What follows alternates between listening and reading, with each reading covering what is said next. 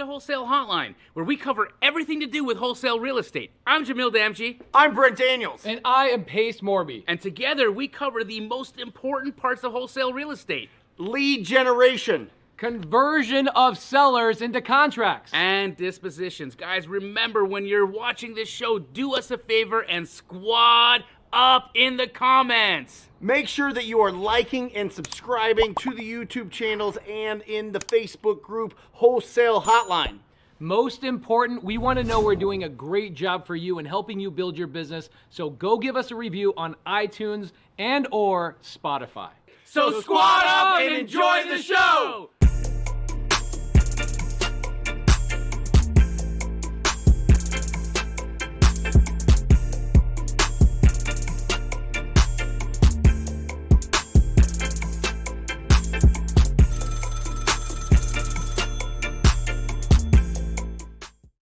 Welcome to Wholesale Hotline number 146.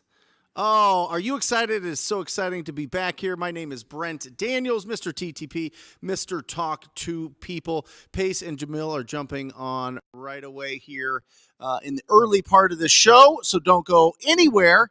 We're going to have an unbelievable 90 minutes with you guys today.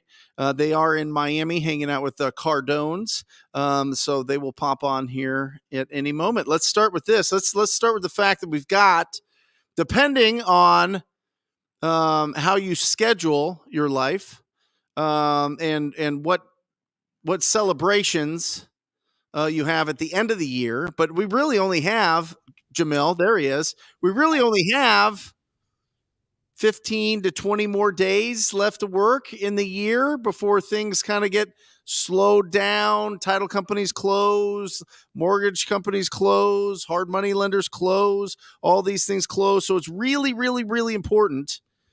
And correct me, tell me what you think here, Jamil, but it is critical that we put the foot to the gas at the end of this year and talk to as many people as possible and add to our pipeline of opportunities as much as possible so that we can have an incredible first quarter. What do you think, Jamil? 1,000%. I can't tell you how much I've seen people let off the gas at the, we're in Q4, right? Yeah. If you look at a sporting event, do you ever see a team let up at the end of the game in the last quarter of the game? Never. Not if they want to win. Not if they want to win, right? And I look at life being very much like that. And your business has to have those parallels. You cannot let off the gas. You cannot decide that, I'm just going to dial it in for the next few months or the next few weeks because, hey, it doesn't matter. It's the end of the year anyways. No, Yep. Now is the time when more people have that attitude. And you can come in and dominate. I've always said this, that one of the busiest days at Keighley is December 26th. Yeah. The day after Christmas. We sell more houses on December 26th than usually any other day of the year. Why is that? Why is that? It's because the buyers are ready. They've been sitting and taking, a couple weeks off for holidays, and the real ones are ready to go. And so you absolutely have to push. You've got to push phenomenally hard at this time of the year.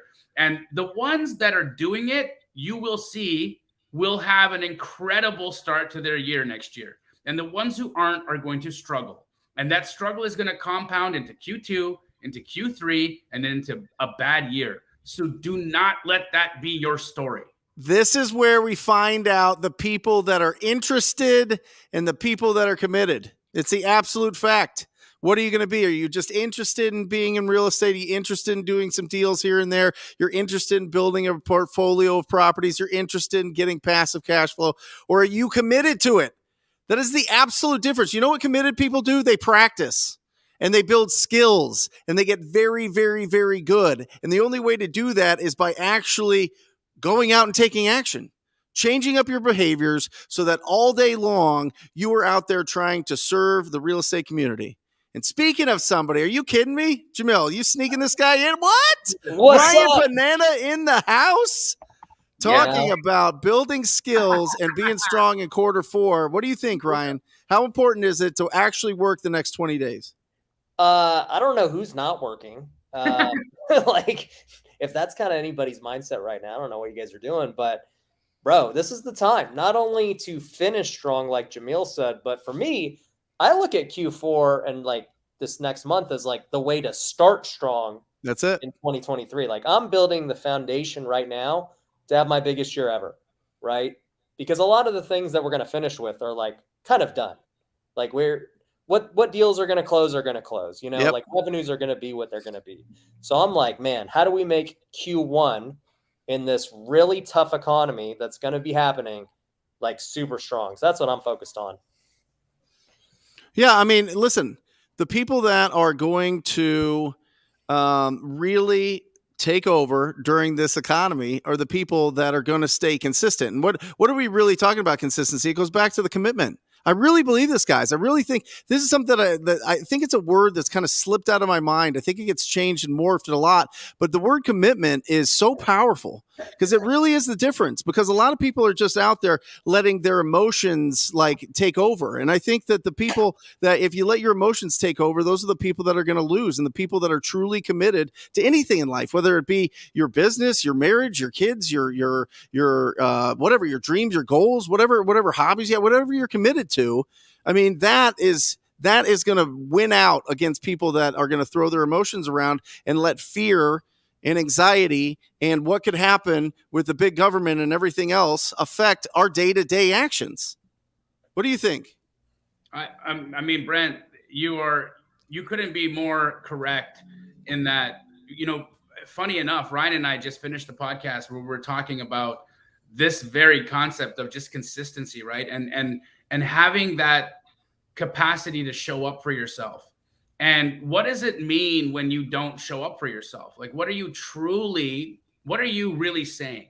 What are you saying when you don't show up? When you make the decision to sit on the sideline, when you make the decision to wait another week, or when you make the decision to wait until the market turns or until it's perfect timing, or all of the reasons that, and what Ryan said, the decisions that are actually indecision, right?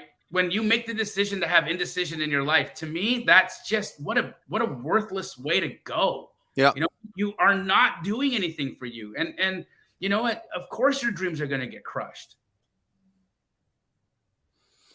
Ryan, you can't let me hit you with this real quick. All right. And I wrote this down because I think that this is something that we face, especially when people are just getting into this business, is they can't get homeowners, property owners to trust them because they don't trust themselves deep down. You know what I'm saying? They haven't developed enough confidence and enough skills in this real estate game. And I'm so glad you're on here because I mean, like, professional athlete, like really practice, did everything incredibly well, built real skills, transferred that into this business, into business in general, but especially the real estate business. I mean, do you think that is something that you see when you're talking to people that are just starting out, is they can't get the homeowners to get that certainty from them because they don't trust themselves to get the job done? 100%. I mean, Jamil and I, like you just said, we just finished filming a podcast and we were talking about confidence and how do you develop confidence when you're brand new. You know, it's so hard because it's like the chicken and the egg thing. The reason I have success is because I'm confident, but the reason I'm confident is because I have success. Like it just keeps growing more and more. So at some point you got to make the decision of like, my success is going to start coming from within. And so if I'm going to be confident in talking to homeowners, I have to make the decision right here, right now, that I am going to be great at this. And I got to know that it's going to be a process, and I got to know that it is going to work out. Because when you think about it, this business of wholesaling and real estate investing and everything else, your odds of succeeding are like this. Like Jamil and I were just talking about this. Like you have low odds, anything you do, starting a business, starting a YouTube channel. You know, Brent, you've been on YouTube for a long time. I remember you made a post when you got 20,000 subs and how big you were. I remember that. Yeah. Like, bro, I know how hard it is to get 20,000 subs. Like the odds of you doing it are less than 1%, right? Lots of YouTube channels out there, lots of wholesalers out there who never get a deal, right? And so for you, if you're just starting out and you've never done one, you're going to have to build this confidence from within without any proof of success. And look, you're not going to get a deal tomorrow right away. You might, but odds say no. But I can tell you this, if you take the actions every single day, you talk to one seller, then you talk to two, you start getting feedback, you start getting practice, your confidence is going to grow even if the results aren't necessarily happening yet. And by then, come game time, you're going to start getting really good at what you do, and the results will come with more practice. And that's what I learned in sports. You know, you spend an entire off season just practicing. There's no results in the off season, right? Like there's no scoreboard, there's no payday, there's nothing. You just have to put in the work to get the results later.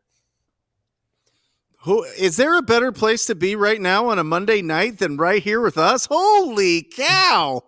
This is heavy here. Holy cow. Pace, what's going on, brother? Great to see you. Bro, I love you. We missed you last week. I know. I'm so sorry. I was traveling. I apologize. I went out to the most amazing place on planet Earth, Arkansas. Had a great time? I had a blast, dude. I had a blast. I've never felt more American in my life than when you're in Arkansas, man. It was freaking unbelievable. We took a guy that was essentially homeless for the last couple of years, living in a shed, going through mental health issues and lost his parents and all that stuff, and got him into his first seller finance deal. That was cool. And then we fed over 400 people in Arkansas. The sub-2 community got together and spent some money and served them up and had a great time. Just built community and had a good time for Thanksgiving. Awesome. And now you guys are in Miami. Yeah, I think we're in Miami. Sometimes I lose track because we're just about everywhere. We are Well, in Miami. Yes. We talked about picking a title company today. Do we want to touch on that, or are we just going to rip and run with Ryan? I don't care either way. This is going to be fun. I think we rip and run with Ryan because here we are. We've got Ryan here. He's got his book coming out. He's got Tyke's event coming out. He's got a whole bunch of stuff happening. I think we talk about what's going on in Ryan Pineda's world. He's the best. He is. Tell us, Ryan, go for it. What do you got going on? You got a book? Oh man, we got the book. We got the Tykes event, like they said. Yeah, first off with the events. So Pace and Jamil are going to be speaking at it January 9th to the 12th in Vegas. It's going to be massive, over 1,000 people. If any of you guys have any interest on what's going to happen in the future of real estate, right? Like a lot of us who are going to be doing well in this upcoming recession are because we've been preparing for the future, right? It's not like all of a sudden it just hit and we're like, oh man, I don't know what to do. It's like, it's preparation. And I think one of the big things with what we're doing at this event for the Tyke Summit is that we're trying to merge how to make money today in the present with what's going on, but still preparing for the future and what innovations are coming with technology, what kind of things are happening with the blockchain. Yeah, it's funny you mentioned title, because title is what I believe is going to change the fastest here in the next 5 years. So, you know, how do you be prepared for that? How can you actually be on the cutting edge of everything? And so for those who don't know, I have an NFT project called Tykes. So that's what it's named after. And, you know, Pace and Jamil are a part of that as well. And it's just something like I'm super passionate about. And it's something we want to hold once a year because there's not many events that are talking about the future. You know, most are always just, hey, what are we doing today?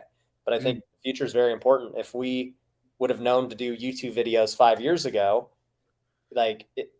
today would be much better. You know, if we would have known to do half the things that we do today 5 years ago, it would have been much better. So that's kind of what I'm trying to bring awareness to in that event. Awesome. Called Titans. Is there a website for that? Yeah, Tykes, TYKES.io. You can go to there and see everything about the project and the event. So Tykes.io. Tykes.io. Check it out. What about a book? You wrote a book? What'd you write a book about? So the book is called The Wealthy Way. Right now, if you go on Amazon, it is the #1 book in entrepreneurship and small business, has been for the last 3 or 4 days. So it is right now up for pre-order. We release it December 13th. So super stoked about that. Passion project about, you know, entrepreneurship and really what it's like trying to balance everything in life, you know, your business, your family, your faith, your health, all of those things. Like, how do you go about systematically scheduling your day to be full in all those different areas, right? Pace and I were driving to dinner last night, and we were just talking about that, like our wives and like what it's like trying to balance just our growth on social media and business. Like, I was like, bro, how does your wife handle it? And he's like, how does your wife handle it? Like, what do you do? And we're like masterminding about our wives, hopefully none of them are watching, but that's what we were doing. And just trying to figure these things out. And that's what the book's all about. It's like calling attention to all of those things. So yeah, it comes out December 13th. I'm doing a super crazy promo for it. You can get the book for 99 cents on Kindle. And for those who buy the book, I created a brand new course called Business Builder Academy that teaches everything I know about starting businesses from scratch, not just real estate, literally any business. And I'm going to give that away for free to the people who buy the book. And like, it's a course that I've never released. It's like, I could start a mastermind and make a lot of money doing it, but I'm like, let's just give it away for free. So for anybody who wants that, they can just go to wealthywaybook.com. I love that. I mean, in everybody we hang out with, you are a serial entrepreneur. I think the things that you're really good at is, number one, identifying an opportunity, two, getting really amazing people to operate those businesses with you, for you, beside you, etc. Some of your people that operate your business, I actually like them more than I like you, which is pretty cool. That's talent, bro. The fact that you can find these people. So you're giving away the secrets to how you're doing that in that book? Yeah, everything from sales, marketing, hiring, firing, creating logos, branding, setting up a business, the LLC, the how to spend your time, what it's like being a leader, like everything because here's the thing, you guys have been asked it too over the years, like, how do you get started? What's the first step? How do you manage life? And that's why anytime I get asked the same questions repeatedly, I'm just like, you know what, that it's time to create a process for this because people need it. And I haven't seen anybody create like a training or a course on starting like a business from scratch in this way. And so I was like, I'm just going to do it. If it doesn't exist, it's needed. And I'm just going to give it away for free. So I've been making this running joke on Instagram. I'm like, guys, this is the best Black Friday deal on the planet. Everybody knows it. For 99 cents, a book and a course with no upsells, nothing. So yeah, that's kind of the mission with that one.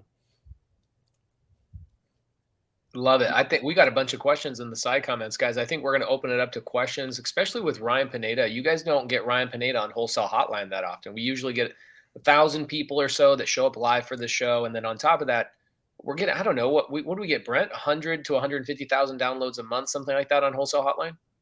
Yep, 150 to 200,000. Yep. 150 to 200,000 downloads. New episodes every day. Wholesale Hotline. Check it out on all your favorite podcast providers. You guys do this every day? Every week. But we release something every day from our ecosystems. Yeah, like Jerry Norton does a podcast with us every single week, and it gets released out. And we all of us have segments that get released out throughout the week, but we go live once a week together every single Monday for Wholesale Hotline Live. We used to, Ryan, I don't know if you knew this, but the format of the show actually used to be us sitting around a table taking phone calls on a freaking cell phone and turning that phone on and doing a literal hotline. And people would say, I have a problem. Here's my situation. And we would solve those problems every single Monday night. We've been doing that for how many episodes now? 146 weeks straight without missing a single week. So roughly 3 years straight. Yep. That's commitment. And it's free. It's commitment. And it's free. Everybody. Yeah. Man, it's crazy. It's funny. You know how many people have messaged one of us and said, I'm not in any of your guys' mentorships, but I did my first deal and I've connected with people in the chat of Wholesale Hotline and it's changed my life. And so even though I never paid you, I need to tell you that you and Brent and Pace have altered the destiny of me and my entire family. And thank you. It's incredible. Like, what a thing. I think the thing I'm the most proud of with these podcasts is that what we do is we get our students, Sub2, TTP, Astro, you get these people that go out there and they become leaders, especially in the live chat, right? We get, anywhere between 600 to 1,000 people watching it live every Monday. and the leaders from our groups come in and love on the people that are not in our groups or can't afford to be in a mentorship right now.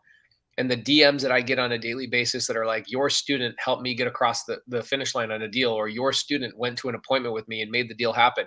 Your student walked me through the paperwork. Your student loaned me money for earnest money. Your student did this. Your student did that, found me a buyer, et cetera. I get this all the time. And we're just proud of it. We realize that this is our responsibility, our duty. And, Ryan, you were talking to me yesterday about you sitting down with your coach and talking about your 5-year plan and what your real why is, right? And it's a challenging conversation when you say, well, I want to do all these things. And then somebody says, why?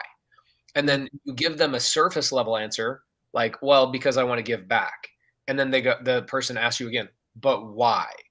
And I had a really great conversation with you yesterday about this, and that you have recently gone through all your businesses and you guys are talking about your 5-year goals. Have you put any thoughts together that you would like to share with the audience of what you and your businesses are doing in the upcoming 2023 real estate market and the upcoming 2023 content game? What are you guys doing? What did Mr. Harper, your coach, what did he pull out and extract from your team that you'd be willing to share with our community? Yeah. First off, what you guys said about all the giving, and I see all the comments, like, dude, just super kudos to you guys. Like, it's so hard to do lives, especially at night. Like, the fact that you guys have been doing this for 146 weeks straight, taking time away from your families. Like, you could be at dinner, you could be doing a lot of things, and you guys just pour into everyone watching it. Like, it's super awesome, dude. And, for everybody who is like watching this, I know you guys appreciate them, but like, I just got to tell you, as somebody who doesn't do that, because like, I know how hard it is, like the amount of sacrifice they have done for all of you is just like, it's crazy. So thank you, just, bro. Just show them all love. And I'm sure everyone does, but I just want to call that out for sure. But as far as for me goes, I had my business coach come in about 2 weeks ago, and, I want everyone to know this too, right? Like, mentorship and coaching is always going to happen at all levels, right? And so for me, as I'm trying to go to this next level of my career, I know I need to have other people look at my life and my business and give me honest feedback with no agenda of like, look, I'm gonna tell you this is what it is. This is your weak points. These are your strengths. This is where you're headed. You may not see it because you're in it day to day. And, I'm going to give you my perspective. And that's exactly what Gary did. For us, for those who don't know me, I've got a lot of businesses now. I started out flipping houses, and that was how I built my career. To this point, I flipped over 500 homes, and then we transitioned to buying multifamily, and, we're doing fundraising for that now. And I've got, a tax firm, and some other education programs and things like that. So now, I've got this corporation of companies. There are about 9 different companies that are all doing really well. 7 of them do over 7 figures a year. And I'm like, what am I doing? Because I haven't really tried to do this. They've just been opportunities. I'm like, this is a good idea. Let's do it. This is a good idea. Let's do it. This is a good idea. And the more I've like really thought about it, and the more I've watched guys like Cardone, who, we're here with today, and some of my other friends, the more I'm like, man, I'm just gonna be a guy who starts/buys a lot of businesses. That's just what I am. And I love real estate to death, but I also really love being a businessman, and I love being a content creator. I love educating people. Like, that truly is my passion. And he really helped pull that out of me, because I don't want to say I don't know where I've been going, but I've kind of been that way for the last couple of years of just like, hey, I'm just going to see where everything pans out, and then I'm going to kind of pick a lane that I want to go. And I think that's important, because a lot of people, especially younger people watching this, feel like they have to know exactly what their purpose is today at 21 years old. And I'm like, bro, I thought I was going to be a baseball player the rest of my life. Like, I didn't think I'd be on Wholesale Hotline 10 years from now, right? But I'm happy I am, because I enjoy this life far better than I did playing baseball, and I wouldn't have known. But you're making a really good point that, like, you just paid somebody to come in and extract a a whole bunch of stuff out of you now. Like people look at you and they assume Ryan Pineda has it 100% figured out. Jamil Damji, Brent Daniels, Pace, they all have it 100% figured out.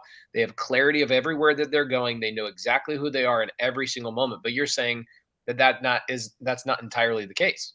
No, not at all. And I think you're constantly always evolving and things are changing. But what I'll say is he helped pull that out of me. And he's basically like, Ryan, dude, in 5 years from now, I already know what you're going to become. Like you're going to own a lot of businesses. In fact, if I had to guess, you're probably going to have 300 businesses. Wow. And that was without exaggerate. He's like, that's where you're going. You're going to start acquiring businesses because you're going to build out the infrastructure to just take them on. And they're just going to all go under the parent. And, you'll have the systems, the processes, and everything to acquire them and help grow them and give them value. And I was like, wow, like that to me is something that's super exciting because starting businesses from scratch is really hard. And, it takes so much time, but being able to take a business and help teach them what I know is way easier. And there's a lot of people who want to do that now, but I just don't have the infrastructure.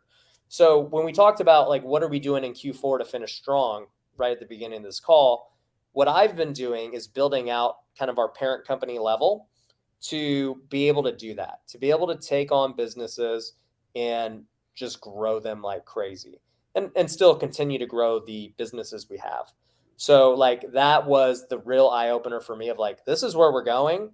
And the most important thing I can do is build out that parent company level because it's going to be the resource for all the companies I currently have, all the ones that we're going to have.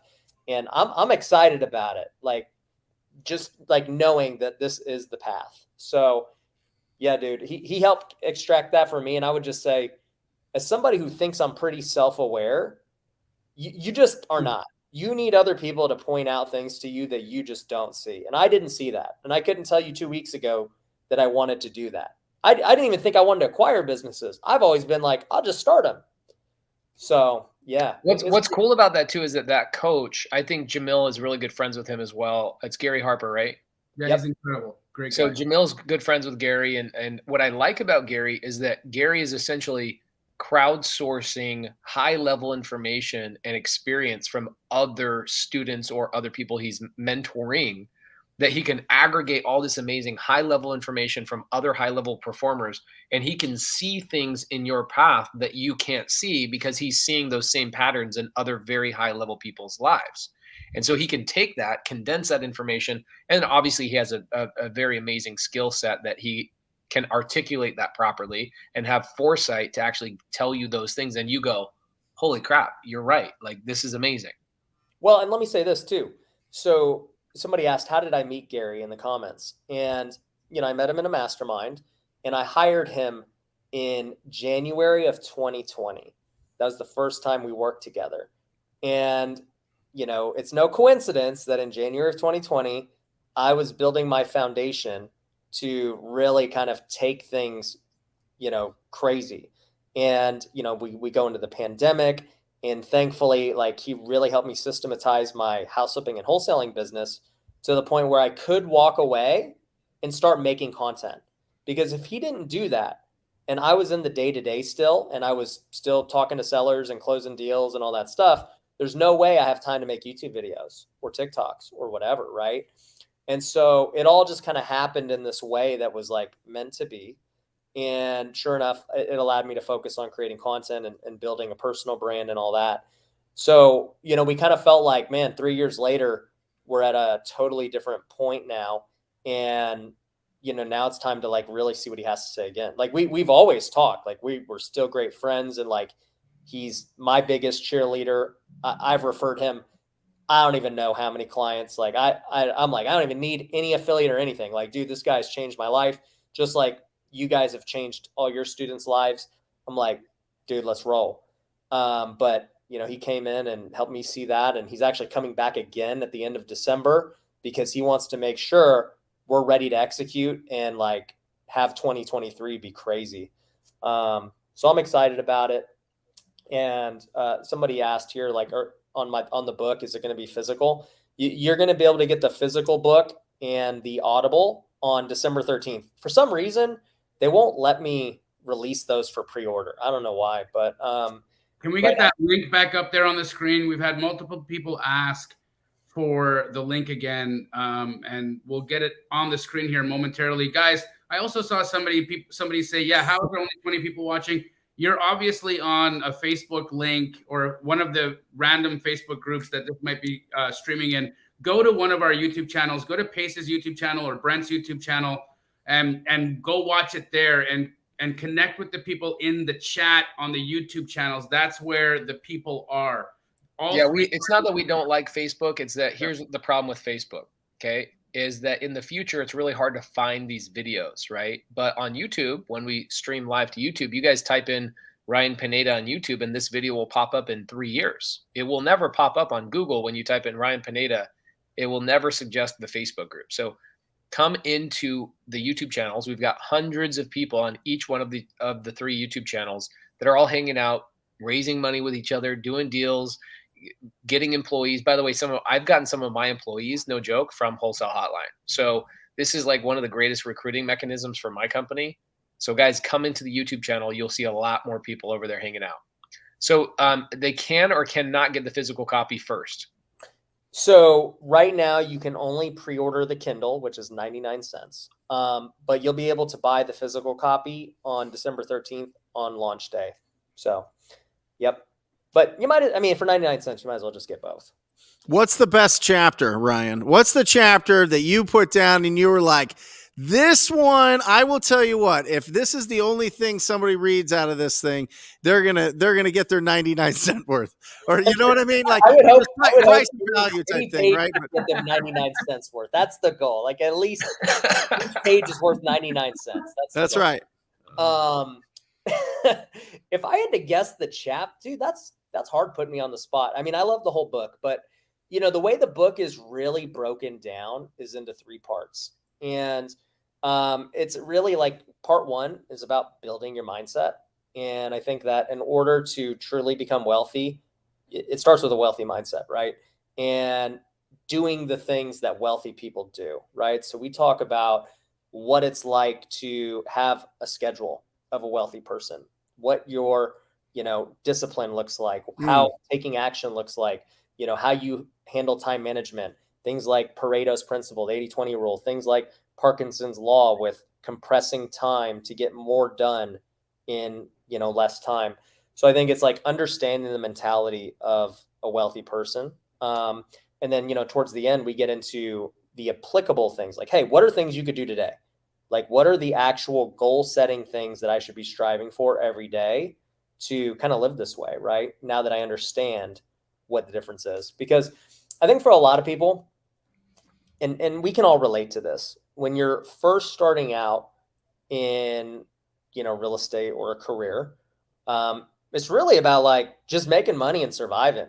Like you're just clawing to get that first deal. You're clawing to have success. And it's great. Like you have to be scrappy to get deals. And sure enough, you start having some success and you're great. And all of a sudden you're like, people are like looking at you like, dang, dude, Brent, you're killing it, man. Like hook a brother up. Right. And sure enough, you start now taking from your own success and you start helping, those around you, your immediate friends and everyone else. And, you're still trying to scale your business. And all of a sudden you got your family and everyone else who's, trying to have your attention as well. And then, your business starts having even more success and everything starts compounding. And then sure enough, before you even realize it, your life is completely different, right? You've got employees, you've got people who need you, you've got kids now, in my case, you got all of these different things happening and you're like, whoa, this happened really fast and I don't really know how to juggle this.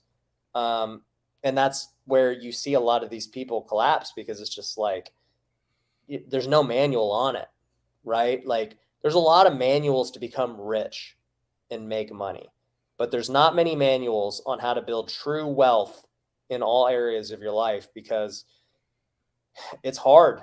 It is hard to balance all those things. I'm not going to sit here and tell people it's easy, but what I can say is if you learn how to do it and you learn how to have goals in each area and you learn how to prioritize things beyond just making money, it actually makes making money easier. And it makes doing things like this easier because you're not stressed out about all these other things in life. So the whole book is good. I can't just give you a chapter, but I can tell you it's worth at least 99 cents. That if it's not worth 99 cents, I will refund you all of your 99 cents. Money back guaranteed. Ryan, I got a question for you. And this is, something that I've talked to you about personally, but you are one of those unicorn human beings. I have watched you succeed in multiple verticals, right? You came in and crushed real estate. You crushed wholesaling. You crushed flipping. You have an incredible opportunity at your brokerage Real, and you're crushing that, building an incredible downline. Your NFT project is incredible. You've got some heavy hitters on the board, and people are very excited about it. You want to do an event, you sell out a 1,000-person event. You want to write a book, you write a book. You make a video about flipping couches, it goes viral. You have been gifted with the capacity to be good at so many different things.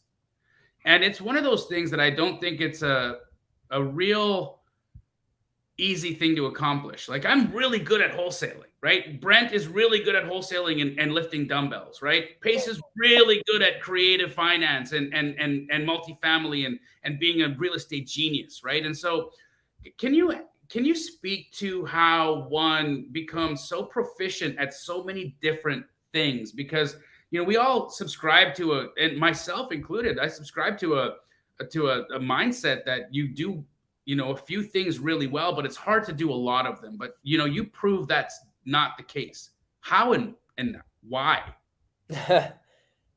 It's a good question, man. I think growing up, whatever I've wanted to do, I've always said I just want to be the best at. And it's like if I'm going to do it, there's no in between of like, let's just do it to do it. It's like, let's just do it to be the best, and if we're not, then let's not do it at all. And that's kind of how I've always taken it. So when I was playing baseball, I was like, I have to be a professional. Like, I'm not going to play baseball if I'm not. When I got into real estate, same deal. It's like, I want to be the best house flipper in my market. If not, why am I even doing this? Mm-hmm. When I got into YouTube and everything, I'm like, I need to be the most known house flipper. Like, how do I do that? And so I think it's thinking like, what does the best look like? And how do I get there? Right. Versus most people are just like, I might just start a YouTube channel. I might flip a house. And I'm like, why are you even going to do it then? What's the point? Like, be the best if you're going to do it. And so you set an intention to be the best. When you start something, you set an intention and you set a target to be the best in the space at that. And then you don't stop until you achieve that. Exactly. Like when you said the NFT, I was like, you know what? I want this to be the best NFT. And if we're not, I'm not going to do it. Right. And we became the #1 NFT in the world, even with a terrible crypto market and everything happening. And I'm like, I'm going to throw the best event for NFT and real estate. Nobody's ever done it. I'm going to throw the best real estate crypto. Well, I guess when no one's ever done it, the best automatically is done. But, I want it to be the best regardless.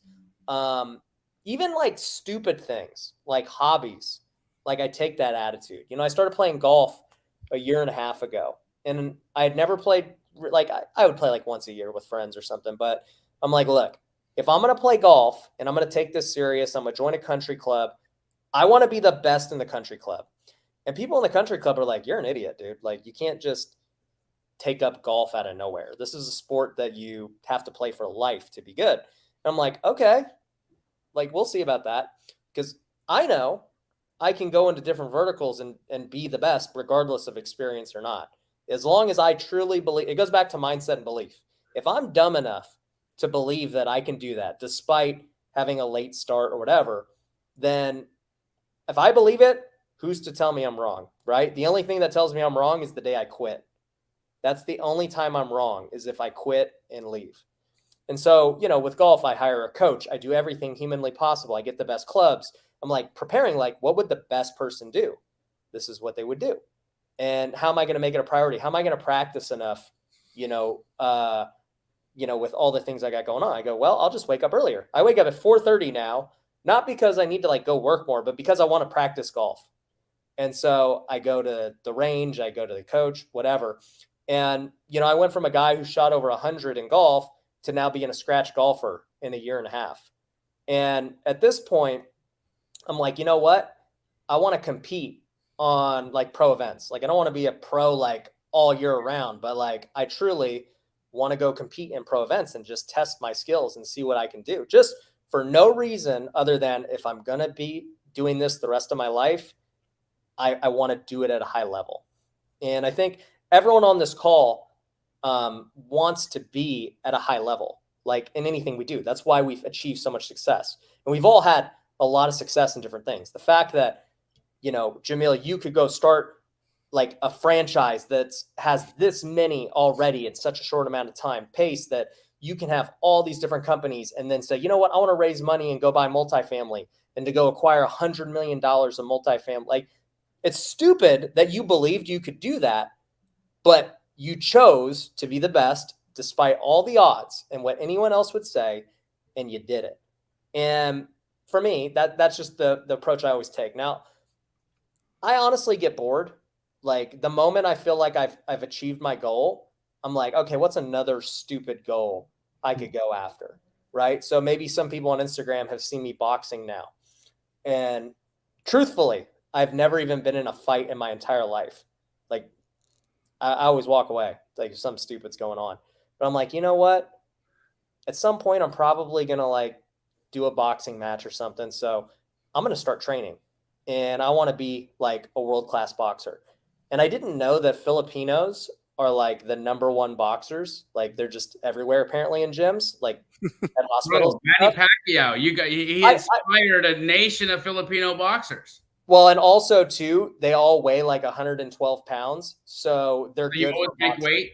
Yeah. So they're good for boxing. But I was like, oh, well, I mean, genetically, then I'm predisposed to being good at boxing. So I'm just going to do it, even though I've never been in a fight. So, I mean, like, I guess to answer your question of like, why even do it? I just think life is too short. Like, why not challenge yourself and see what you could do? Like I want to know what I'm truly capable of. I don't know. And that's exciting. I think people that kind of get content with where they're at in life, they're like, oh, I'm good. Like, I want to maintain. I want to just like, my life's good. Like, dude, you really have no idea what you're capable of. And I never, like, the scariest thing to me is just like dying one day or like being on my deathbed, I should say, and being like, man, I should have tried that. Like, I bet you I could have did this. I could have did that. It's like, no, I want to die and be like, dude, I failed at a lot of things, like a lot of those things didn't work out, but man, I tried a lot of things and I did pretty good at a bunch of them. So I don't know. I'm just curious. Any chances that we're going to see a Ryan Pineda, Jake Paul fight? Bro, I mean, he whooped me right now. That dude, for what anyone, I don't care what anyone says, that dude, he knows how to box. Yeah, he sure does. But I need to do two things. One, I need to get more famous because right now I'm worth his time. And two, I definitely am going to have to get a lot better at boxing because that dude I'll end up in the hospital. But it comes down to the commitment, right? Ryan, I mean, you could have all the goals in the one. You could have all the. You could, in your own mind, think that you're the greatest day one. But if you're not committed to it, you're going to get your ass knocked out, and you're going to shank the ball, and you're going to fail business, and you're going to do all these things if you're not committed to what you have put down, to that goal that you've put down. How do you know what to commit to and what to let go of? That's a great question, and I think to your point, so many people talk a big game about everything, right? Like they're like, oh, I'm going to start this 7-figure business. I'm going to do this. I'm going to do that. Pace, Jamil, myself, none of us say that. We just do it. I'm like, I'm going to start this new business. I'm not going to tell you what it's going to do or what. I'm just starting this business. Here it is the next week, the next day.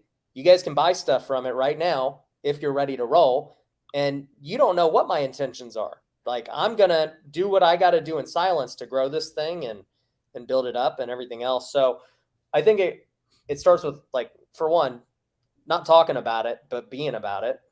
But number two, I guess like, if you're going to pursue things, knowing when to cut things off and when it's like not worth pursuing anymore. Because just because for instance, if I say, hey man, I want to be a scratch golfer, like I really want to do this. And as I'm going through it, I'm like, yeah, I don't really want to do this, but I said I'm going to be a scratch golfer, so I'm kind of stuck in it. Like that's not smart to do, right? The moment you lose the passion for it, just get rid of it. Like I've actually gotten rid of more businesses this year than I ever have, because I've just realized, I'm like, you know what? My life is different now. I don't want to do these anymore. Like, let's move on. And let me focus on these, which I'm really passionate about. And what also too, you got to look at, Pace mentioned this earlier, like asking the big why am I even doing this to begin with? Right. And I think in your first business, it's obviously, I got to make money, right? I got to feed my family and all that. And then with each subsequent business, it definitely becomes like, okay, but seriously, why? What is the point of this business? Does it make me any more happy? Does it help people? Like, if it is truly just making more money, there's nothing wrong with that, but just know truly what is the why. And if the why is strong enough, then you will continue to do it more and more. For me, when I look at something like golf, most people will be like, dude, golf's a waste of time. Like, I had Cardone's team here. They're like, man, dude, I would love to golf with you, but I don't have 4 hours. And it's like, yeah, dude, sacrificing 4 hours to go play golf is a lot of money in business. So if you're going to do that, like me, once a week at least, like if you look at the dollar cost to golf, you're like, there's a lot of sacrifice to go do this. So why? What would be the point? What would possess you to turn down that much money and just go play a game? And when I think about the why, I realize, like, okay, there's multiple reasons why I'm doing this. If you're just looking at the money aspect of it, sure, I might be losing money today, but I know I'm going to make a lot of money on the golf course, because there's a lot of rich people that's where business is done. And I've made money on the golf course. Like, I've built huge partnerships and things that I otherwise would not have got if I was just a normal Joe who didn't play golf. Right. But two, man, I just really have this fire in me from the days of playing baseball that I've never recouped. Real estate and business have never filled that void for me, as an athlete. Like, I love competing in business. I love winning. I love, all that. But there's not really a scoreboard in business and real estate. It's not like I'm not competing against anybody. Like, I'm competing against me, and that's great.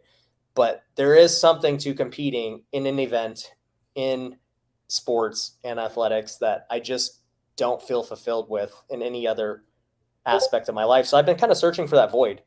I also built a pickleball court in my new house. I don't even play pickleball, but like, I'm just looking at it and I'm like, everybody's getting hyped on pickleball. I want to be good at pickleball because it's going to be a thing. And it's just like predicting for the future. Like, I think it's going to be huge. And I'm like, well, I'm just going to build a pickleball court. So I don't know, dude. I'm just trying to fill that void in my life of competing, because I love competing. Jamil, I've got a couple of comments in the side chat talking about the New Jersey meetup that we've got this week. I know that we're going to be with Ryan tomorrow at Cardone's offices, and then we're going to be flying up to New Jersey. And it's like a 2,500 person meetup, and it's been overbooked, oversold so many times. We've been texting Caesar and DJ Envy the last week saying, please open up more spots. You know more than I do, because you're texting with Caesar, I think, more frequently. Is this available to anybody, or is this for like architects, real estate agents? Like, what the freak is going on with this New Jersey meetup, dude? Real estate professionals only, but here's the piece, right? Wholesalers and creative finance investors are real estate professionals, you turkeys. So you're all welcome to come. And it will be in New Jersey, in Elizabeth, New Jersey. There will be a link in the chat momentarily. If you have not yet signed up, do so, because you will be turned away. If you just show up at the door, you will be turned away. Your name must be on the list. So sign up, come hang out. I believe, and don't quote me on this, 50 Cent might be in attendance. Is he a Who? real estate professional though? He is a real estate professional because he is producing a real estate show. Love it. All Get right, cool. there, guys. And you can always find him in a club. Yeah. Where's this at? In Elizabeth, New Jersey, and the link is in the chat right now. Is there going to be any bottles full of bub or anything Yes, there will be Yeah, bottles okay. full of bub. Yep. Okay. It's gonna be an incredible time. I honestly, if you are trying to get rich or die trying, that's gonna be the place you want to be. That's it. That's awesome. The best part of that was freaking Brent saying, "Is there bottles full of bub?" Well, listen, it's going to be my birthday, and I love to party like it's my birthday. Oh, bro. Oh, dang, that was good. And sip some Bacardi. Yes. And make sure you stop at the candy shop before you come to the event. Of course. It will be a disco inferno. Bunch of knuckleheads. Here we go. Awesome. Ryan, your first deal, real quick. What year was it? I got licensed in 2010 as a realtor. Okay. So, I was whatever, selling houses then. No, like real deal. We don't count realtors. Okay. 2015 was my first year I started flipping. In 7 years, you've built this empire. I'm trying, dude. Wow. Right? Trying. Yeah. I mean, absolutely incredible. I remember you sitting in my office in downtown Phoenix in 2018, and you were just getting going. And we were talking about getting louder and doing, getting into YouTube and everything else. And then you just took it and ran. And really, you started what? 2019, 2020? 2020 was when I started making videos on YouTube. Yeah. And how much of your week is devoted to that? How much of your day, week, whatever? I spend about 10 hours a week making content. And if you didn't ever get loud, if nobody ever knew your name and there was no YouTube, there's no TikTok, there's no Instagram, would that affect your businesses now? I'd be broke, dude. I'd be hustling, man. I'd be on seller appointments right now. I'd be like, dude, why am I on Wholesale Hotline? I need to go close some deals.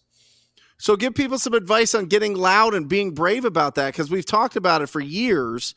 It was my word of the year last year.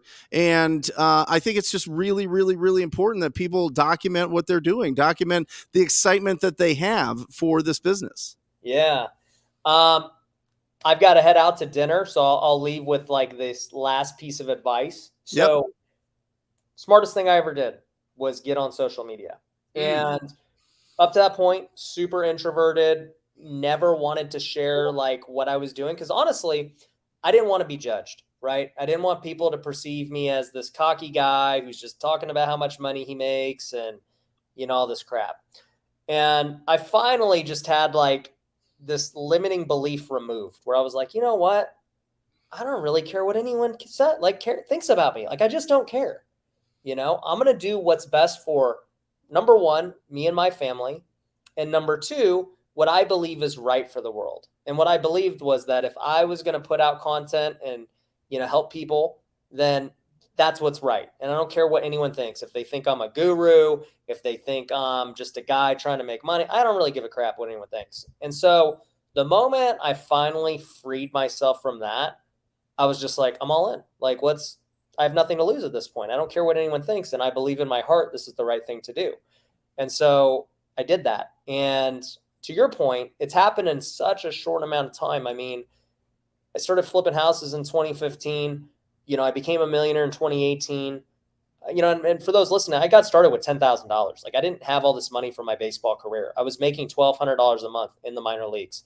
So we're hyping me up like I was this pro baseball guy, like killing it. I wasn't. Like, I was a pro by definition, but I was not making money. And real estate was my only way out. It was the only way to make money.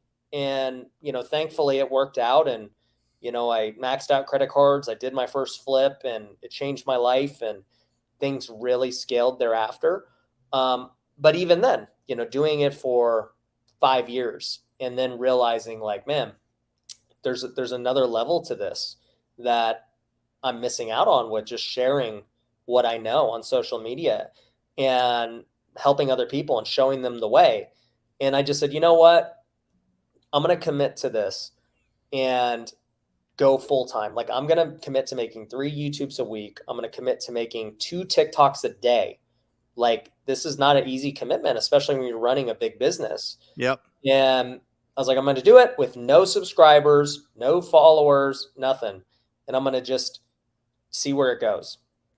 And sure enough, like, it ended up working out far faster than I thought. Today, in only 2.5 years, I think I'm close to like 2 million followers now.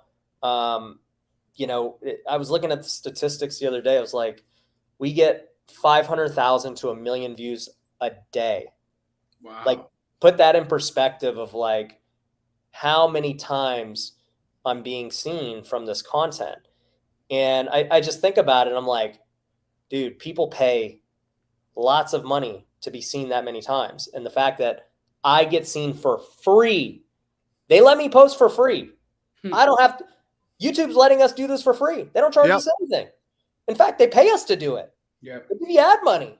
It's crazy that they'll give me free marketing and a voice and a platform, and they'll pay you to do it for free. And like, I just looked at it and I was like, why is everyone not doing this? This is like the smart thing to do. And I was like, I'm going to do it. Right. And then, you know, thankfully it worked out. And now, even today, having like achieved success, I'm like, why am I not doing more of this? You know, why don't I ever go on live streams like you guys? Like, I think it's amazing, and I don't even do it, you know? And so it just shows like there's always levels to putting yourself out there and, you know, being active and doing content. So I would say everybody who's in this live, if you're not making videos, you're an idiot. Like, that's the only way I could say it. You just don't understand how powerful it is. And like, I cannot stress this enough. Like, there's no humility, okay, in like hiding your success. You're not being humble. You're actually being selfish by not sharing what you're doing with the world, because you could be helping somebody. Somebody could be investing with you. Somebody could be working for you. Like, if you're known, a lot of great things could happen. And for me, a lot of great things have happened in my life since I started sharing. I've been able to get employees who I've been able to change their lives. I've been able to change people who just watched me lives. Like, and it's because I was willing to put myself out there. So put yourself out there. Quit being scared. Just do it. Guys, go to Amazon, get the Wealthy Way, and you also get the Business Builder Academy. Thank you so much, Ryan, for being on here. Get to dinner. What a wonderful surprise guest that we popped in here today. Thank you. Thank you very much. Thank you, Ryan. Awesome. Wow. What a phenomenal man. You guys are all hanging out in Miami, huh? Yeah, we are, man. We are. We're missing you, wondering what you got going on this week. How was well, first off, how was Thanksgiving? Was it great? Fantastic. Did you guys go up to the TTP cabin? We did. Yeah, well, not for Thanksgiving, but we did this weekend. Yep. Just the family. It was great. Amazing. Nice and crispy cold, and we did the Polar Express thing. It was great. I've been trying to do that, bro. It's tough. I need to take it seriously. You got to like book that like months in advance or something. Yeah. Aaron's been trying for like 5 years. I mean, it's all right. It's all right. Don't worry about it. All right. So what do you got going on this week, bro? I want to hear about it. And well, guys, we've got another 30 minutes on the show. Please ask your questions in the side chat. We had Ryan on here, so we weren't able to answer a lot of questions. We want to answer questions. What questions do you guys have? What are you guys struggling with? Tell us in the side chat. We'll answer those. Brent, as people are asking their questions, what do you got going on this week? And squat up in the comments, guys. You should be putting where you're doing business, where you're looking for deals in your posts. Make sure that you're connecting with people that are committed to this business. Again, interested or committed, right? What are you going to do? Be committed. And all of a sudden, everything you want financially comes about. Not only that, but it's wildly fulfilling to challenge yourself to build a business and then go build it and make a bunch of money. It's awesome.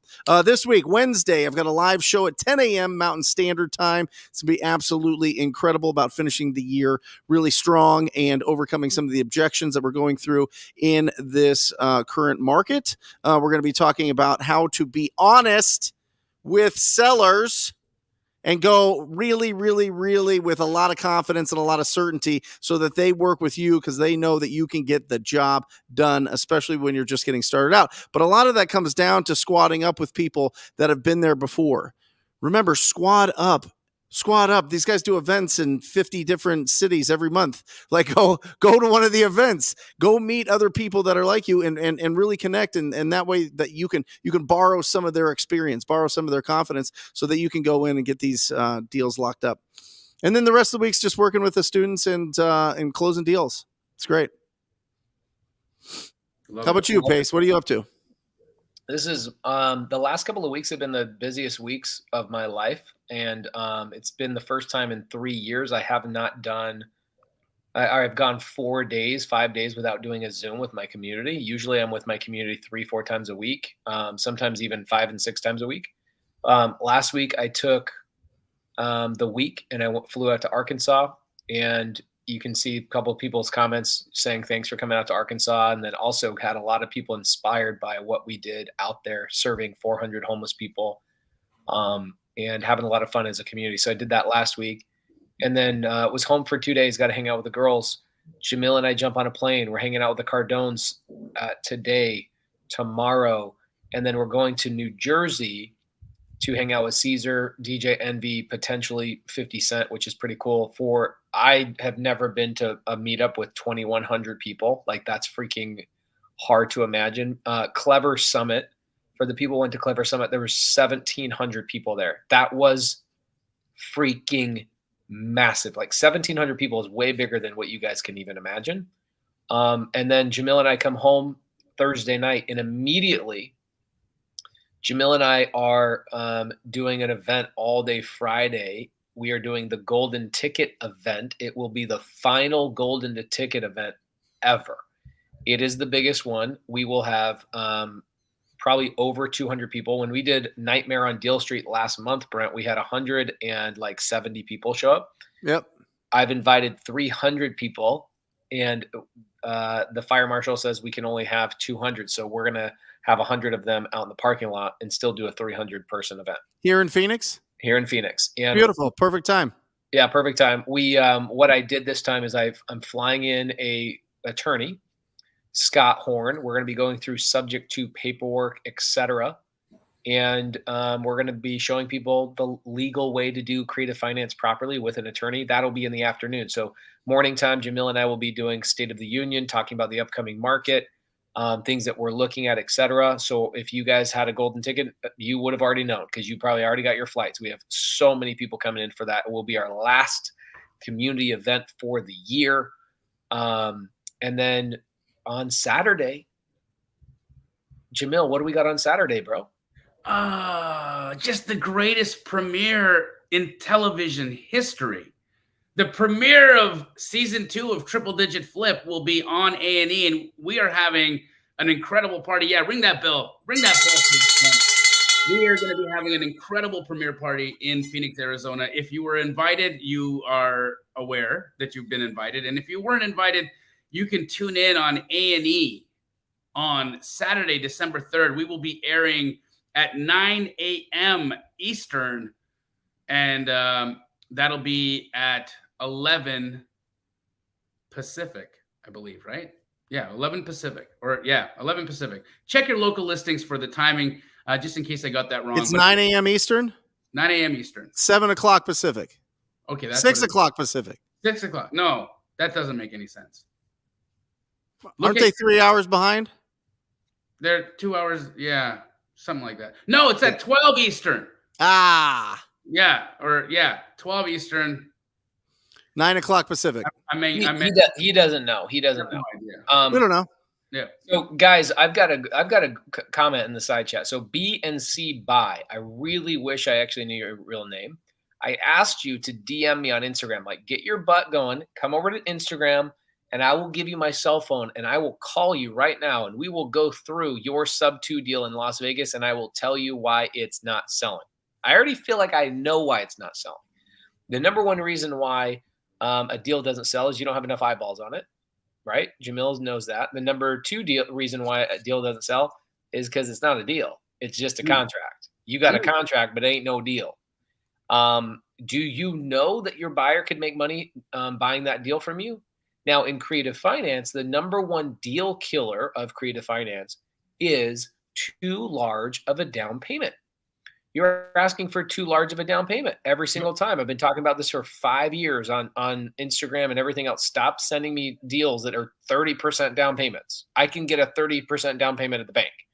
Yep. Creative finance should provide a better benefit to me as a buyer than me just going down to the bank. So step number one, how do I know if it's a good deal? Well, can I get better terms at the bank? No? Then it might be a good deal. If the bank gives me better terms than you're giving me as the buyer, it's not a good deal. Like, why would I buy your deal if I could go pick any house and go put a 10% or 20% down and get a bank loan, right? So DM me right now and let's get you on the phone. We'll have a conversation about it and I'll walk you through it. Now, here's another great question. Once I get a contract signed, what's the next step?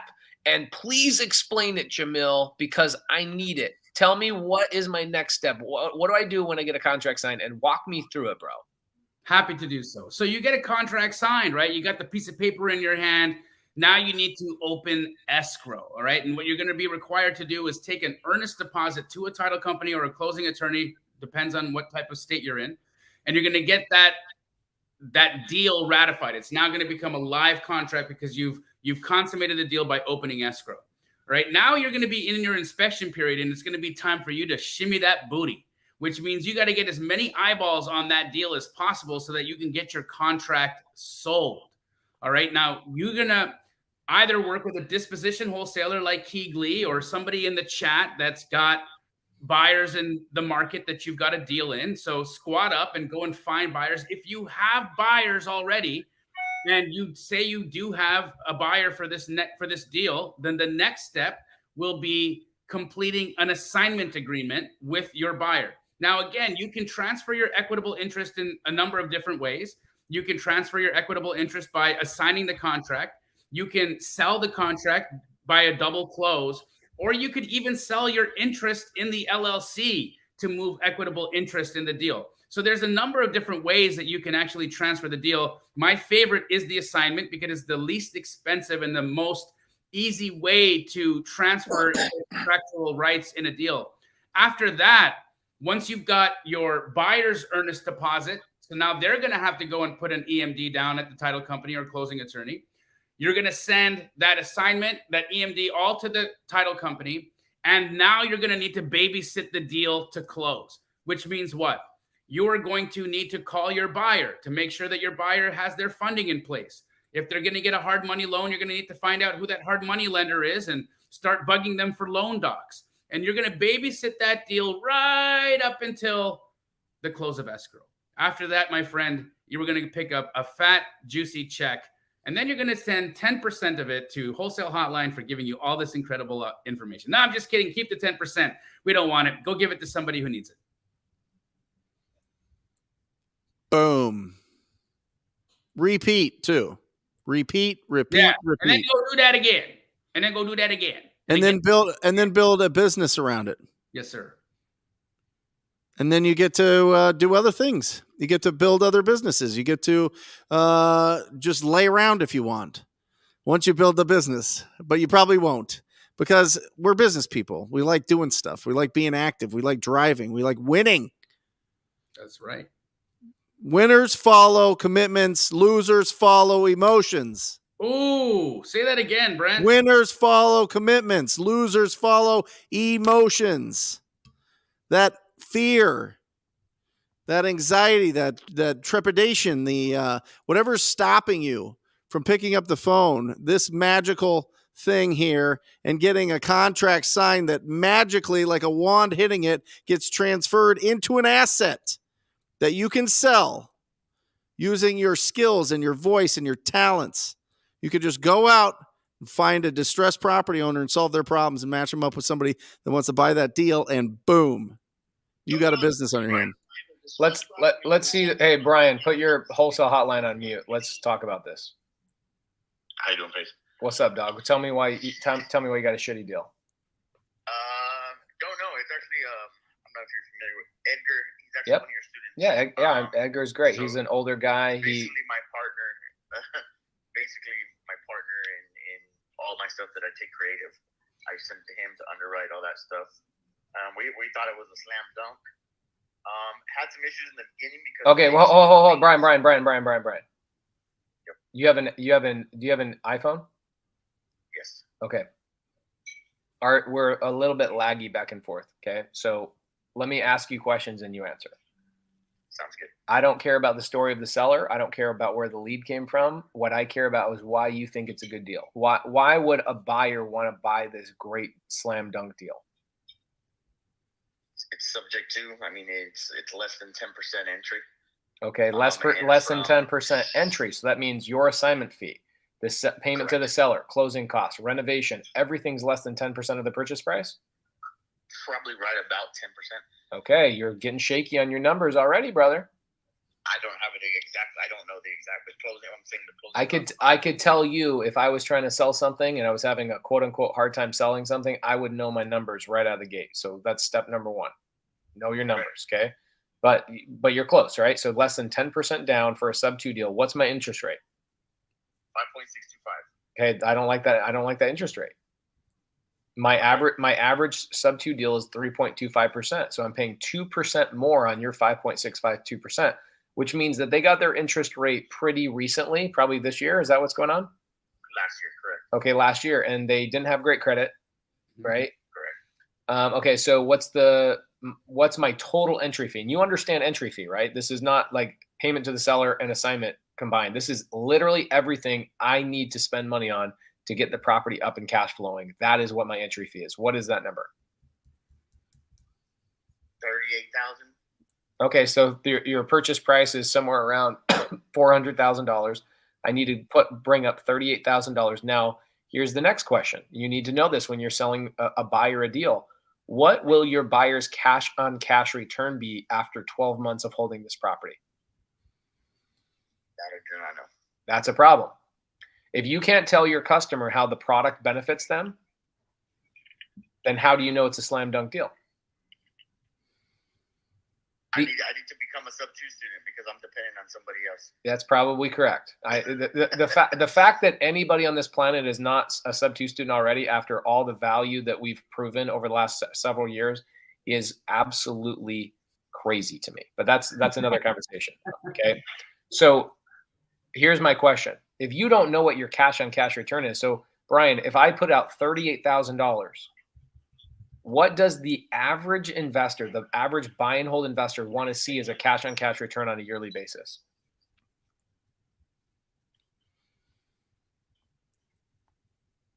You don't know. Right. Hello. I'm here. Okay. Well, the question is chopping up. What is the average cash on cash return? Sorry, it's like. What does a buy and hold investor want to see as a minimum cash on cash return? I do not know. Yeah, bro. How do you know if something's a slam dunk or not if you don't even know how your buyer is going to make money? Like I told you, I have a buddy that does all the subject 2 stuff. Who's a subject 2 student? I'm an actual student.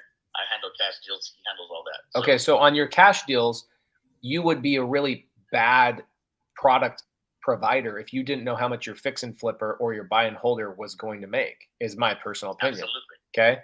So it's like trying to sell a size small t-shirt to somebody that needs an extra large and saying, well, it's a t-shirt.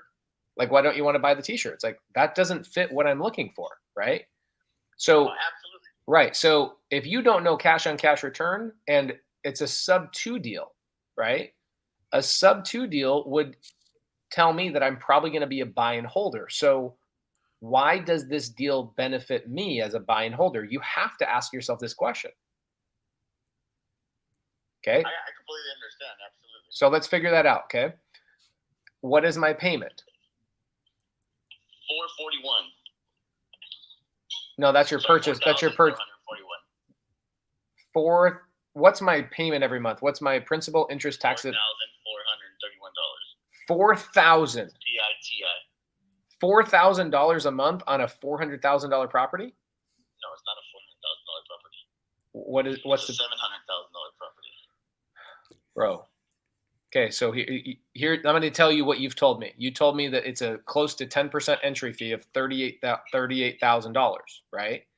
So what does that tell me as in my mind is that this is a $380,000 or $400,000 purchase, but now you're telling me it's a $700,000 purchase. Understood. Correct. Gotcha. So you're just going based off of the 10% note, which obviously is way off. It's half. So it'd be realistically like 5%. Okay, so we're at 5%. Okay, cool. So if I buy a property and I put $38,000 into it and my payment is $4,000 essentially, how much money can I make monthly on that property if I rent it out or if I turn it into an Airbnb? Short-term rental stuff, it's showing about $106K a year. Okay, $106,000 a year. So this sounds like a good deal, except your entry fee is completely off for a short-term rental. You're missing something dramatically. It sounds like a bigger property, probably a 3,000 or 4,000 square foot house. Is that 6'4", 3,000 square foot home. Okay, so this is a big house. This sounds like a great Airbnb opportunity, but Vegas doesn't really like Airbnbs right now. There's a lot of legal things going on around that.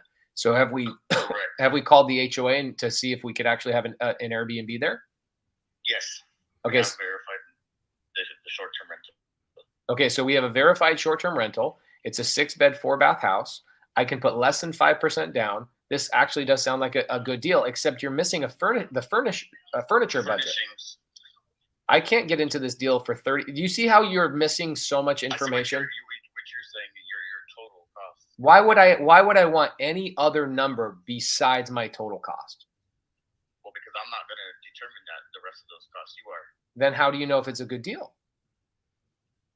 That's up to you. No, it's then why would you get a contract? Why would you go get a contract if you don't know if it's a good deal for your buyer? Fair enough.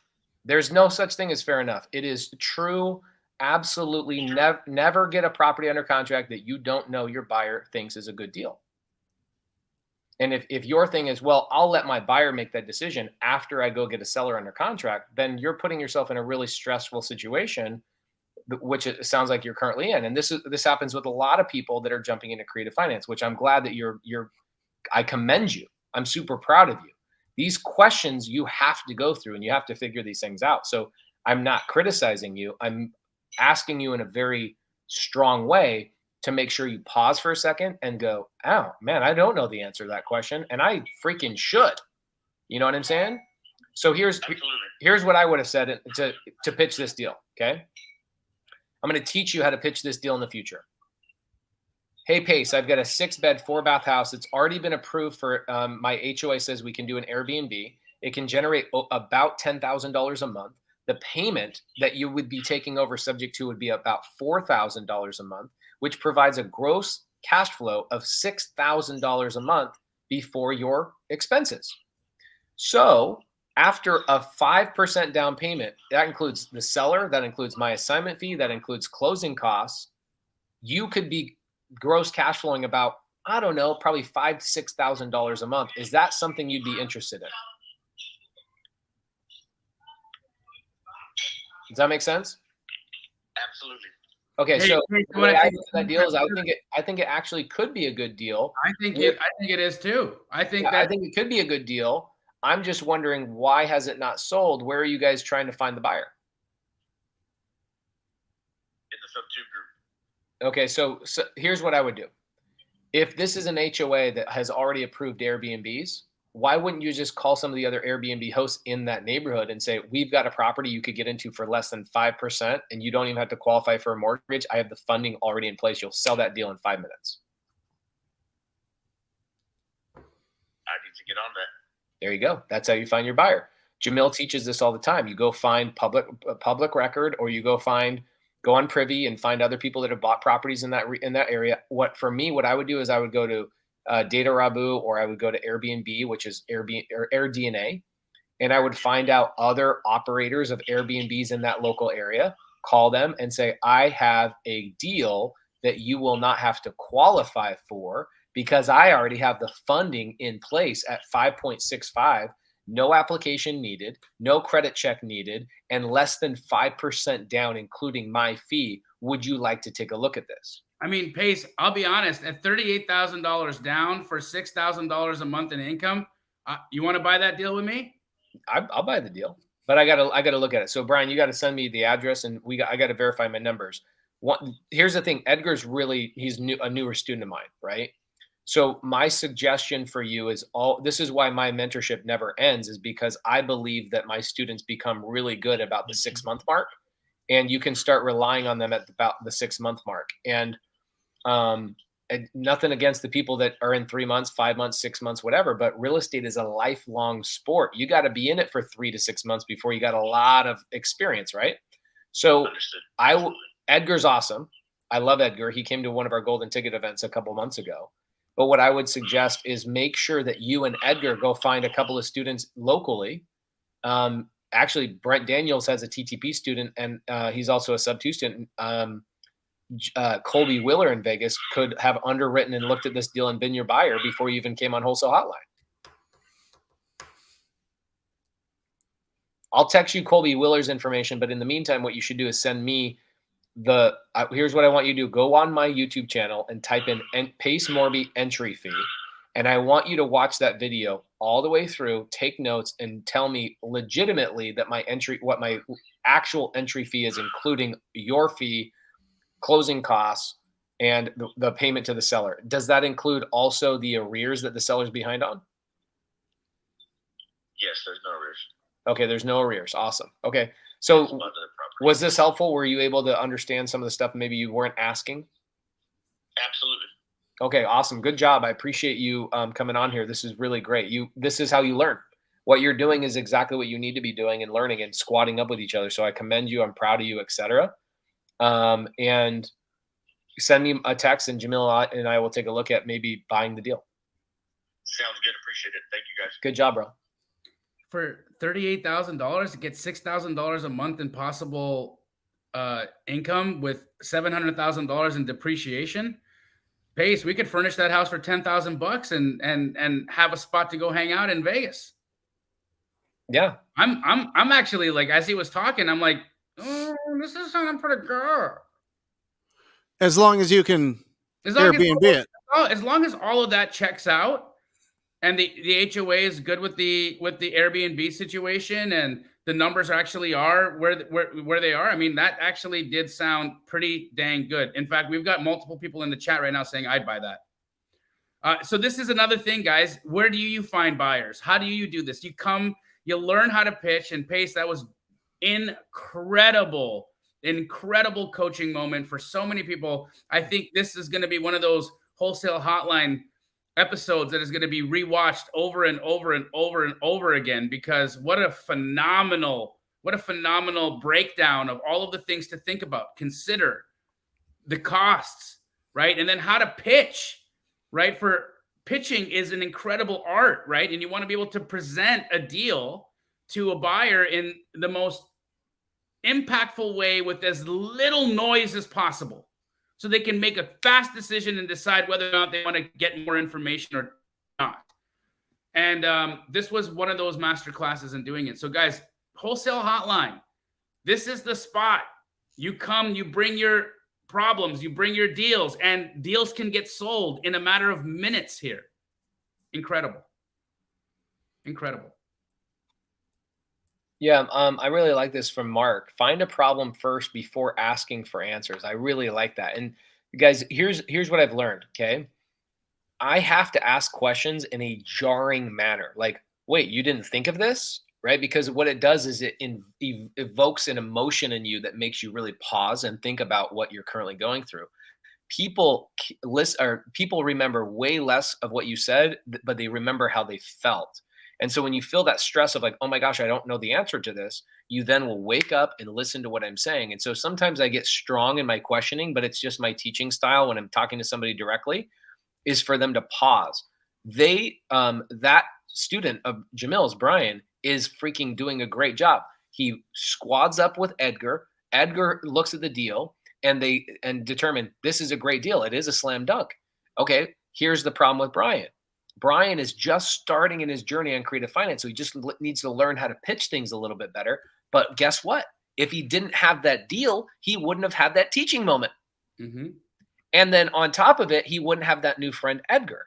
The number one thing that they're missing is that they're not looking for buyers the proper way, but it sounds like they do have a really great deal that they could probably assign that thing for $20,000-$30,000 bucks. Yeah, I agree. I agree. In fact, Brian, you should reach out to Tabitha and Jameson in the Astro community as well. They could be possible buyers for you or find buyers for you if Pace and I don't take it, because I feel like with the numbers that we were just presented, this looks like something I could really use for depreciation. So is there a quick way to find out if a house is able to do Airbnb? Yeah.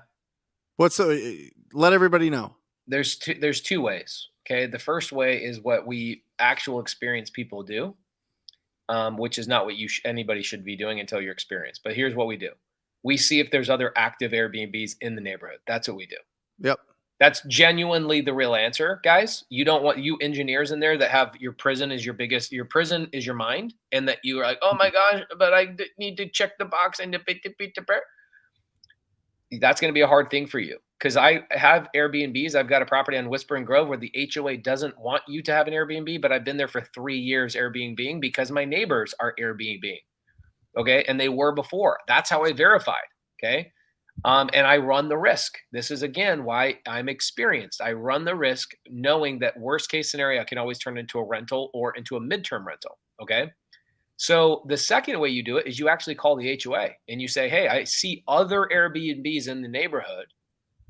Am I able to, or what if somebody complains that I'm doing an Airbnb? Is there a problem here? And then the HOA will give you the answer. They'll tell you, their little CCNRs and all that kind of stuff. They'll tell you their rules. And if they go, I'm not sure, then ask them for a copy of the association's rules, and you'll get a copy of it. Because here's what will happen. Everybody will tell you yes, no, maybe so, but really it comes down to the association's rules. But for me as an experienced investor, if I see other people that have been renting in an Airbnb in there for 6 months, I go, oh, that's a gamble I'm willing to do. Especially with the midterm rentals. COVID was one of the greatest things that ever happened to real estate. And the reason being is because it shocked the world and made them realize, holy crap, I can work anywhere. And so a lot of our Airbnb tenants actually have turned into midterm rental tenants. And we make almost as much money on a midterm rental on there's 7 other sites that we use outside of Airbnb and VRBO. One of them is Furnished Finder, and there's 6 others that are really, really great.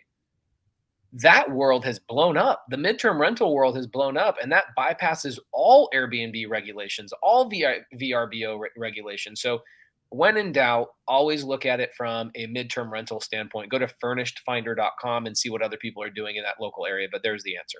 And would you set it like that's the cap? Like if you can make money there and it still makes sense and you're still getting the cash on cash return, then you would move forward. Yeah, but if there's no midterm, there's no midterm rentals, there's nothing going on, you're not really sure, would you then defer to maybe just what you could rent it long term at, and that's like last ditch effort? My last ditch effort before I get to a traditional rental is I go to sober living, right? So just in the last 3 months, I've deployed 7 properties out on sober living where I don't mess with the sober living. I rent it to somebody who manages their own sober living business. But typically the rent rate is doubled in a sober living situation. So if you have a property that I could rent for like $1,400 normally, let's say I go to Rentometer or Zillow or whatever, and I see a rent estimate at $1,400, I know I could rent that to a sober living facility for $2,800 and double my income. The problem with that is you have to make a determination, right? As the investor, do I want to have sober living? Here's the problem with sober living. Double the cash flow. Yep. Triple the repairs. Okay. So you're going to have these guys beating up the properties. They have anger management issues, right? My drywall guy basically is constantly fixing drywall holes because people are punching walls and arguing and yelling at each other because you have a very specific anger management type of person Sure. living in these properties. So you have to be aware of that exit strategy in terms of your CapEx or your capital expenditures or your, I call it the war chest, right? I need some cash. So for the first 3, maybe 9 months of the cash flow on a sober living facility, I put all the profit into a side account, and that's sitting there to just fix drywall holes and people slamming the microwave so freaking hard and all these things and clogging the toilet and whatever else, because you're going to have that kind of stuff that pops up. Awesome. Man, I could go through a sober living masterclass just in the last 6 months of me dealing with it. And I don't like traditional rentals. I don't like them. It doesn't mean I don't do them. I just know that there's amplified cash flow everywhere.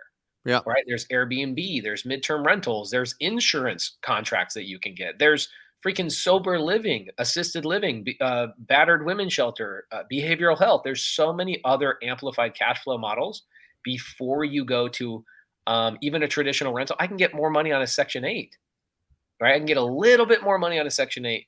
Veteran housing. What's Veteran housing was incredibly lucrative for my sister and I. We did it for years and years and years, but it also had its host of issues.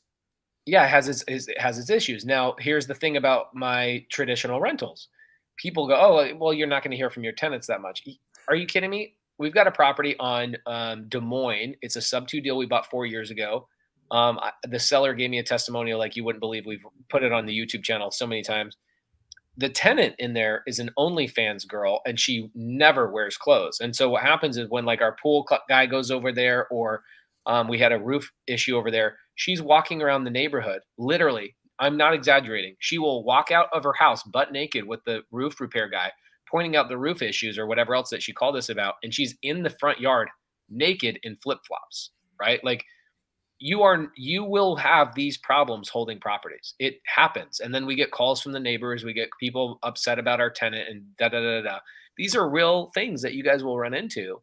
You have to be prepared for that. That the road to wealth has cobblestones. It's not perfectly paved. There's cobblestones, and you feel the vibrations as you're going up the hill. What city is this rental in, by the way? That's in Mesa. I'll give you the address. You can stop by anytime. I mean, I don't want to. I mean, if I'm, whatever. Bye. You need any other handyman or? Yeah, that's it, guys. That's the show. That's the show. That's the show. We love you guys. Thank you so much for being on here. The guys are in Miami. I'm stuck here in Phoenix, just wondering, where is that rental at? Where is it? I'll get it. I'll find it. No. We love you guys. Thank you so much for joining us. We'll see you in there. New Jersey, guys. We'll see you there. Pow! See you there. Bye. Or just say squat up. So squat up and enjoy the show. Yeah. Yeah. Okay. 1, 2, 3. So squat up and enjoy the show.